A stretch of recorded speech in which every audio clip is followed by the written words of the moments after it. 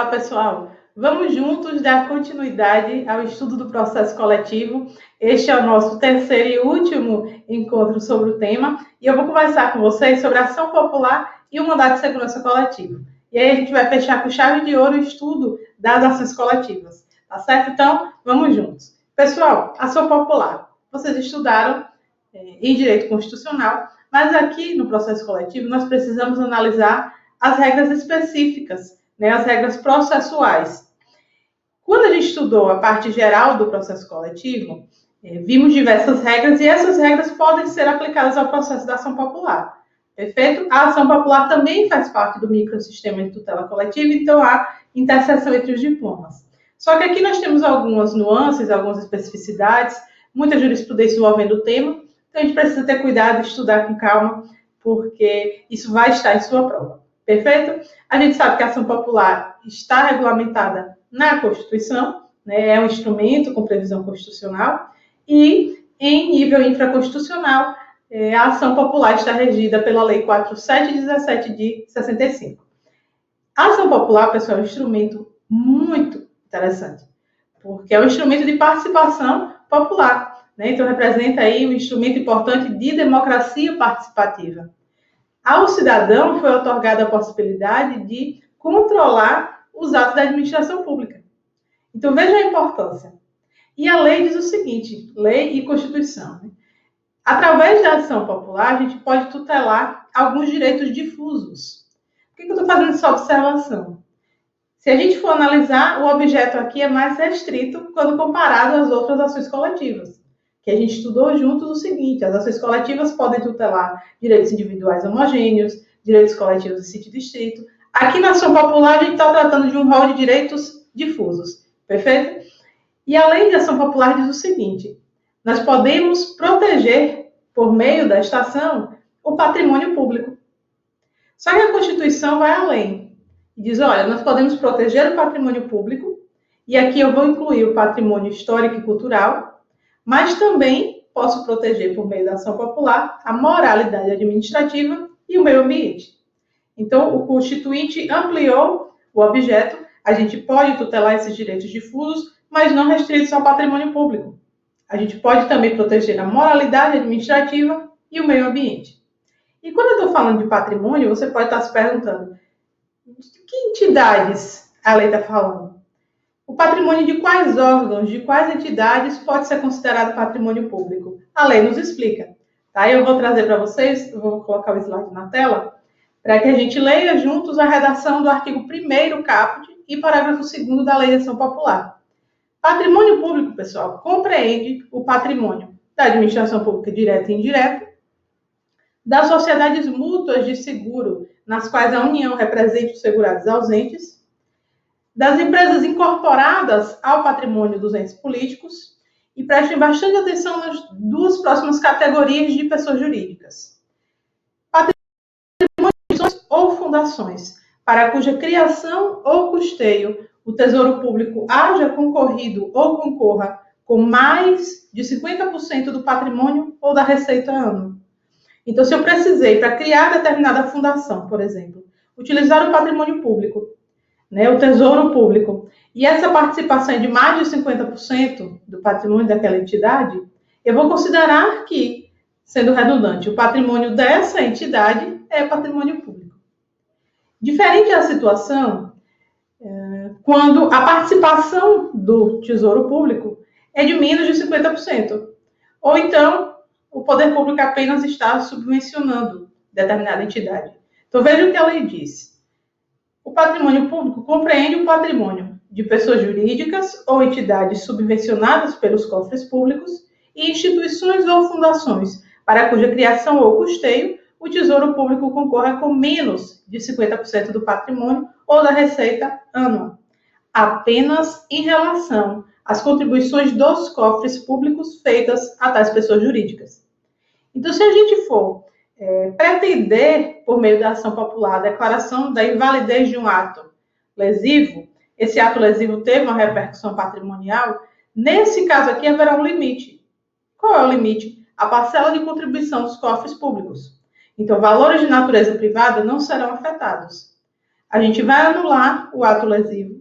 E no que diz respeito à repercussão patrimonial, nós vamos observar aquela parcela ali de contribuição do patrimônio público. Perfeito? Vejam só. Volta aqui para mim.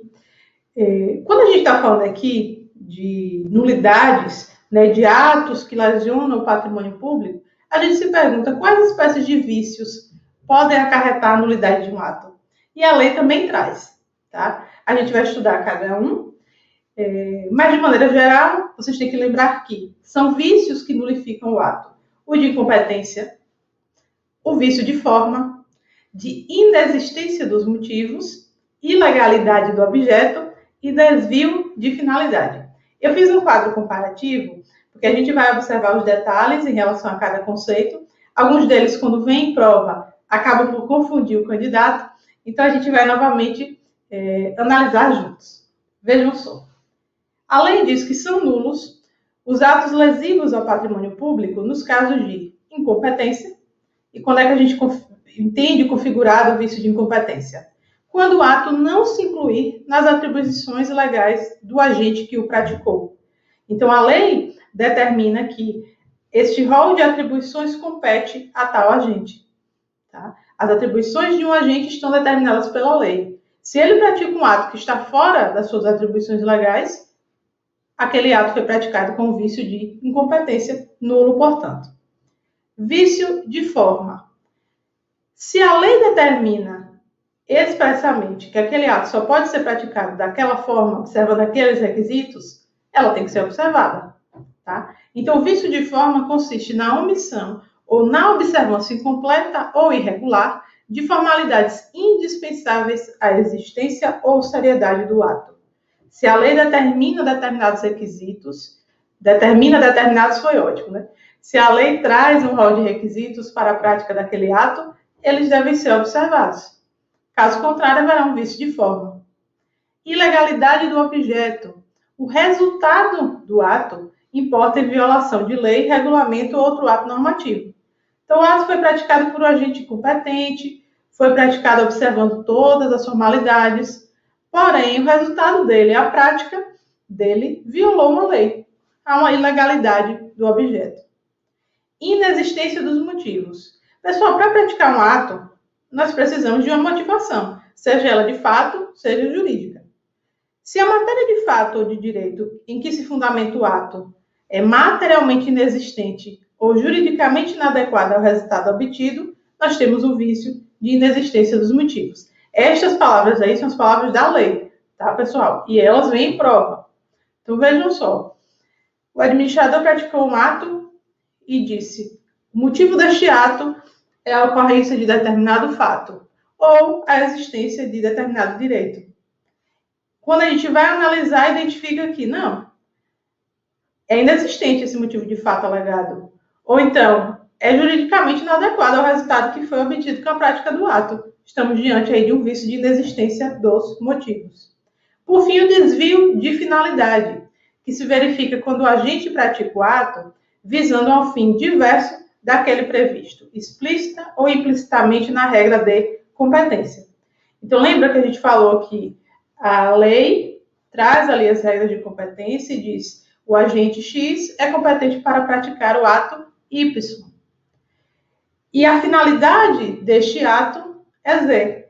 Se o agente pratica o ato visando um fim diverso do que a lei prevê, há um desvio de finalidade.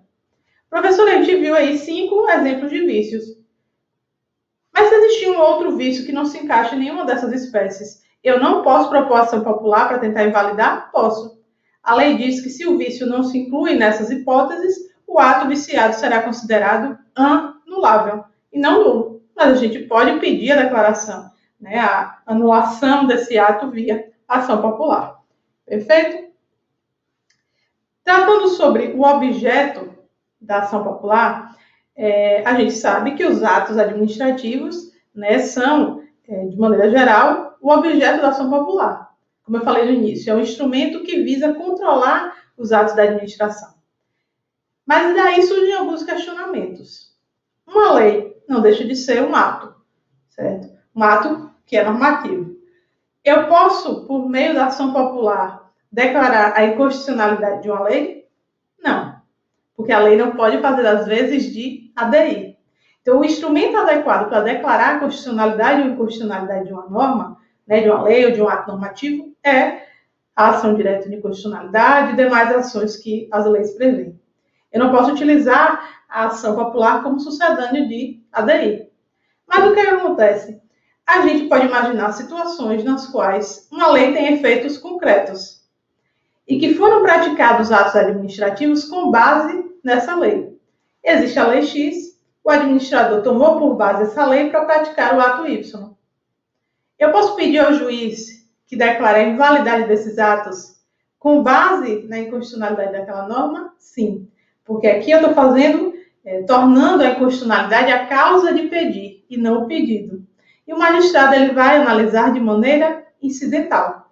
Então, o juiz pode olhar e dizer, olha, eu vou anular estes atos porque entendo que a lei que fundamentou a sua prática é inconstitucional. Perfeito? Então, o objeto, né, o pedido, não pode ser a inconstitucionalidade da lei, mas a causa de pedir, sim. Então, quando a gente está diante de lei de efeitos concretos e atos administrativos praticados com base nessa lei, de maneira incidental, via controle difuso, né, utilizado aí o fundamento como causa de pedir, a gente pode ter a nulidade desses atos declarados. Perfeito? Professor, e o acordo homologado em juízo? A gente pode desmanchar, pode anular por meio de ação popular? Sim. E aí a gente precisa revisar o Código de Processo Civil. O CPC fala o seguinte, que as decisões homologatórias de acordo não são passíveis de ação rescisória. Então, se a gente quer desmanchar, desfazer um acordo homologado em juízo, a gente vai ter que propor uma ação anulatória. Rescisória não cabe. Vocês compreendem que a ação popular é uma espécie de ação anulatória? A gente está buscando invalidar determinado ato? Então, o CESP, inclusive, já cobrou isso, perguntando ao candidato se era possível ação popular para anular um acordo homologado em juízo no processo de desapropriação. E a resposta é que sim, é possível. Ok? A gente está falando aqui, então, de ato judicial. Acordo homologado em juízo. Um ato judicial pode ser declarado inválido por meio de ação popular? Um ato judicial típico, uma decisão, uma sentença. Em regra, não. Perfeito? A gente tem no ordenamento jurídico o instrumento adequado para reformar uma decisão judicial, que é o recurso, por exemplo, é a ação rescisória. Tá? Então, a gente não pode pegar um ato judicial e tentar anular, um ato judicial típico, e tentar anular por meio de ação popular. O que pode ocorrer é o Poder Judiciário praticar atos administrativos, que vocês sabem que isso é possível. Então, quando faz, o Poder Judiciário está praticando um ato judicial atípico. Em relação a esses atos, pode sim, como qualquer outro ato administrativo, haver anulação por ação popular. Pessoal, quando a gente propõe uma ação popular, é necessário demonstrar prejuízo, lesão ao erário? A jurisprudência dos tribunais superiores relativizou isso e disse que não. Tá? Se a lei estabeleceu ali determinado rol de direitos difusos como protegidos por meio dessa via, o prejuízo está implícito. Então, o autor popular não precisa demonstrar lesão ao erário para ter a sua ação conhecida e julgada. Perfeito? Então, não cai pegadinha de prova. Não é necessário demonstrar a lesão efetiva aos cofres públicos para pretender proteger o patrimônio público através da ação popular. E quem tem legitimidade para propor ação popular? Vocês também estudaram em constitucional que a legitimidade é do cidadão. Perfeito? Então, a legitimidade ativa é do cidadão. E quem é o cidadão? O cidadão é o nacional, brasileiro nato ou naturalizado, que possui capacidade eleitoral ativa. Então, é a pessoa que está em dia com os direitos políticos, né, que está no pleno gozo dos seus direitos políticos, não está com os direitos políticos suspensos, por exemplo. E exige-se, então, a cidadania ativa, o direito de voto. Eu posso votar? Eu estou no pleno gozo dos meus direitos políticos? Eu posso demonstrar, então, que sou cidadão. Qual é o requisito, pessoal? A cidadania, não é a condição de eleitor. O título eleitoral é o meio de prova. Então, o meio documental que eu vou utilizar para demonstrar que estou em pleno gozo dos direitos políticos, consequentemente sou cidadã e posso, né, propor ação popular. Então, não cai em pegadinha de prova. A legitimidade é do eleitor, não é, é do cidadão. Perfeito? Eu vou trazer aqui para vocês uma questão de prova em que a banca tentou confundir um pouco isso. Repito, o requisito é a cidadania, certo? A condição de eleitor é requerida como meio de prova. Vejam, questão da prova de procurador da Assembleia de Roraima. É necessária, e o enunciado falava da ação popular, é necessária a comprovação do pleno exercício da cidadania do proponente, ou seja, ele estar em dia com a justiça eleitoral. Primeiro, você ser cidadão e, portanto, provar essa condição com o título de eleitor não significa que você está em dia com a justiça eleitoral. Olha só a observação que eu coloquei. O requisito exigido qual é? A prova da cidadania, que deve ser demonstrado com a apresentação do título de eleitor ou um documento equivalente. Estar em pleno gozo dos direitos políticos não significa necessariamente que o cidadão está em dia com as obrigações perante a justiça eleitoral. Eu posso ser considerada eleitora, porém, na eleição passada não votei e custo uma multa, uma pendência eleitoral. Eu não deixo de ser eleitora e consigo provar, sim, que estou em pleno gozo dos direitos políticos, se eles não foram suspensos, e minha ação popular será aceita. Isso aqui é para demonstrar, pessoal, que vocês não devem cair em ciladas, certo? Quem é o legitimado ativo? O cidadão. E a condição de eleitor é o quê? Prova da cidadania. Quando a gente considera que o cidadão é o nacional, né, o brasileiro nato ou naturalizado, que tem a condição de eleitor, alguns questionamentos surgem, algumas questões práticas. Exemplo, o menor eleitor tem legitimidade? Tem. E ele precisa de assistência ou representação para isso? Não. Então, é outra pegadinha de prova. Se a Constituição possibilitou, que de modo facultativo, né? Então, é uma possibilidade que os menores de 18 que possuam entre 16 e 18 anos se alistem, né, e exerçam o direito de voto, eles são, sim, considerados eleitores como qualquer outro e podem propor uma ação popular, sozinhos, independente de assistência ou de representação.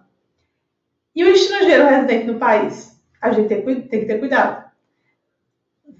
Vimos, ao longo dos anos, uma evolução jurisprudencial no sentido de conferir ao estrangeiro residente no país a proteção de uma gama de direitos individuais, certo? Só que aqui, a gente não pode considerá-lo como cidadão, certo? Então, o estrangeiro residente do país não pode propor ação popular. Existe só uma observação. O português é equiparado. Lembra? A Constituição fala que o português equiparado terá reconhecido direitos, né? E se ele se alista e pode votar, ele também pode propor ação popular. Então, só para vocês não esquecerem, a condição do português equiparado quando ele detém a condição de cidadão porque é eleitor. Pessoa jurídica, pessoal, tem legitimidade ativa? Não. E é o entendimento jurisprudencial que está cristalizado na súmula 365 do Supremo Tribunal Federal. PJ não pode propor ação popular. Falando ainda sobre pessoa jurídica, no caso agora um órgão, eu pergunto aos senhores. Ministério Público pode propor ação popular? Outra pegadinha de prova? Não. Legitimidade ativa é do cidadão. Embora não possa propor a ação popular, é possível que o Ministério Público esteja no polo ativo. Isso diante de situações de sucessão processual. Então, imaginemos que o autor popular desista ou abandone a ação popular em tramitação. O Ministério Público vai assumir o polo ativo, a titularidade da ação e vai dar continuidade ao processo. Existe uma observação importante. A lei veda, pessoal, de forma expressa, que ao assumir o polo ativo, o Ministério Público defenda o ato impugnado ou a pessoa que o praticou. Beleza? Além disso, o Ministério Público é o fiscal do ordenamento jurídico e vai estar lá participando para garantir que o ordenamento jurídico seja observado. Vamos lá, falamos de condição de eleitor. Eu preciso demonstrar também o domicílio eleitoral? Eu preciso provar que tem um domicílio eleitoral naquele foro? Não. Jurisprudência já pacificou esse entendimento, no sentido de que a condição exigida é a de cidadania provada por meio do título de eleitor, certo? Eu não preciso demonstrar que tenho domicílio eleitoral naquela circunscrição. Moro em Aracaju, posso propor uma ação popular perfeitamente em Salvador, certo? Legitimidade ativa, a gente precisa lembrar lá da parte geral da natureza da legitimidade ativa nas ações coletivas. Aqui se aplica a mesma coisa. A natureza é de substituição processual, ou seja, legitimação extraordinária. O cidadão está defendendo em direito próprio o interesse alheio, qual seja da coletividade ou da administração pública. Então, substituição processual. E lembra dos conceitos de legitimidade concorrente e disjuntiva? Aplicam-se aqui também. Por que é concorrente? Porque o cidadão, qualquer cidadão pode propor a ação. Então, todos. E é disjuntiva, porque cada um pode fazer sozinho. Não é obrigatória a atuação em conjunto. Então, se houver litisconsórcio, ele é facultativo, certo? Não há litisconsórcio necessário.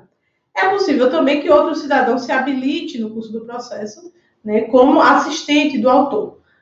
Há também aí um litisconsórcio, né, eventual e posterior.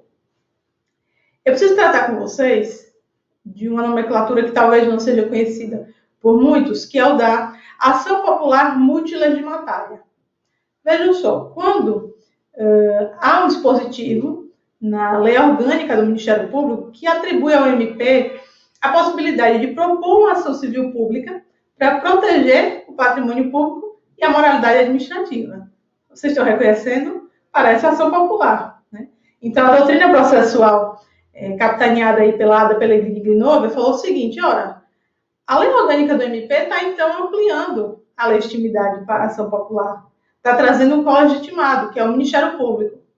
Mas a interpretação que a jurisprudência faz é a seguinte: ação popular e ação civil pública são tão próximas que é possível que exista, sim, conforme a lei do Ministério Público, existir uma ação civil pública tutelando o mesmo objeto que tutela a ação popular. E quando o Ministério Público promove essa ação civil pública e tenta tutelar ali, por exemplo, o patrimônio público, a gente está diante da chamada ação popular multilegislatária. Perfeito? Então, olha só, o mesmo objeto, né? E são ações muito próximas. O MP pode também entrar com ação popular visando anular um ato administrativo que fira a moralidade administrativa. É uma ação popular, uma ação civil pública, melhor dizendo, que está com o objeto de ação popular, por isso chamada de ação popular multilegislatária. Pessoal, legitimidade passiva. A gente já falou do legitimado ativo, mas essa ação vai ser proposta em face de quem? Tanto da pessoa jurídica, quanto da autoridade ou do responsável que determinou a prática daquele ato danoso, e também os beneficiários diretos. Então, quem se beneficiou diretamente pela prática daquele ato vai estar no polo passivo. A não ser que eu não conheça, tá, a sua identidade. Então, há um beneficiário direto desconhecido, a gente não sabe onde localizar, vamos entrar com a ação popular mesmo assim, com a pessoa jurídica e o agente responsável pela prática do ato. É um caso de litisconsórcio passivo necessário? Perfeito? Então, todas essas pessoas têm que estar no polo passivo. Todavia, não é um litisconsórcio do tipo unitário. Ou seja, o juiz não precisa decidir de modo uniforme entre, né, os réus, pode decidir de modo diferente em relação a cada um, por isso é um litisconsórcio simples. É possível também, assim como um polo ativo, a legitimidade passiva ulterior, porque a lei de ação popular permite que sejam incluídos outros réus no decorrer do processo. Então, cada vez que tomasse ciência da existência de um beneficiário ou de outra autoridade que também foi responsável pelo ato, o juiz terá o dever de chamar essa pessoa para o processo. Então, o processo está correndo de ação popular, eu identifico que outra pessoa que não estava no polo também se beneficiou daquele ato. O juiz vai fazer com que essa pessoa integre o contraditório agora, vamos devolver a ela o prazo de contestação e também a oportunidade de produzir provas. Perfeito? Então, até a aprovação da sentença, esse é o marco temporal, até a aprovação da sentença de primeiro grau, ainda que já tenha sido apresentada a contestação, Se eu tomei conhecimento acerca da existência de outro beneficiário do ato, de outra autoridade que o praticou, eu vou trazer e eu vou restituir o prazo de contestação, exceto em uma hipótese. A lei diz, exceto em relação ao beneficiário, quando o autor popular requereu a citação por edital. E por que isso? Pessoal, quando, e diz o CPC, em relação ao réu revel citado por edital, a gente vai nomear curador especial. Então, quando o juiz nomeia curador especial ao réu revel citado por edital, o curador vai apresentar contestação. Não faz sentido, agora que o réu foi localizado e vai ingressar no processo, apresentar outra contestação, certo? Contestar novamente. Então, por isso, há essa ressalva. Como eu falei, o marco temporal é a aprovação da sentença de primeira instância. Até lá é possível, né, que outros legitimados passivos ingressem no polo. Parte muito importante da legitimidade passiva e que cai na sua prova, meu futuro procurador, minha futura procuradora, é o da legitimação bifronte, né, que é a possibilidade de pessoa jurídica de direito público ou privado mudar de polo. Então, isso é chamada também de intervenção móvel ou migração pendular. E a gente vai ler juntos o dispositivo que trata do tema, certo? Então, vamos lá. Legitimação bifronte. Artigo 6º, parágrafo 3º da Lei de Ação Popular diz o seguinte, que a pessoa jurídica de direito público ou direito privado, cujo ato seja objeto de impugnação, poderá abster-se de contestar o pedido ou poderá atuar ao lado do autor, desde que isso se afigure útil ao interesse público, a juízo do representante legal ou dirigente. Então, vejam só. Ao ser cientificado da lide, a pessoa jurídica de direito público ou privado, responsável, né, pelo ato impugnado, pode ingressar no processo e adotar diferentes posturas. Ingressa no polo e contesta a demanda, ingressa no polo, mas se abstém, tá? Não adota nenhuma postura no sentido de defesa ou não do ato impugnado, ou passa a atuar ao lado do autor. Olha aqui a intervenção móvel, a mudança de polo, a migração. Então, passa a atuar agora ao lado do autor popular, visando anular aquele ato lesivo. Isso é possível desde que se demonstre útil ao interesse público. Esse é o requisito. E o outro, a juízo do representante legal. Perfeito? Existem algumas observações na jurisprudência do STJ que são importantíssimas. Primeiro, vocês acreditam que ao ingressar no polo e mudar de polo, ao ingressar na demanda e mudar de polo, o poder público está reconhecendo os pedidos do autor? O STJ entendeu que sim. Que a migração de polo representa reconhecimento implícito dos pedidos. O poder público disse, olha, eu vou ingressar sim e eu vou atuar ao lado do autor. Então, eu estou reconhecendo implicitamente esses pedidos. Assim compreende a jurisprudência. Perfeito? Outra coisa. A Corte diz também que é possível a decomposição dos pedidos. O poder público ingressa e atua ao lado do autor em relação a alguns dos pedidos e outros não. Então, em relação a estes, está havendo reconhecimento implícito dos pedidos e o poder público ou a pessoa jurídica, né, de direito privado está atuando ali ao lado do autor e está pedindo a anulação do ato em relação àqueles pedidos. Em relação a outros, não. A FCC, na PGM Campinas, cobrou esse tema, certo? Então, é possível haver, assim, a decomposição e o poder público está ingressando no processo em relação apenas a alguns pedidos, considerando que esses pedidos o autor popular tem razão.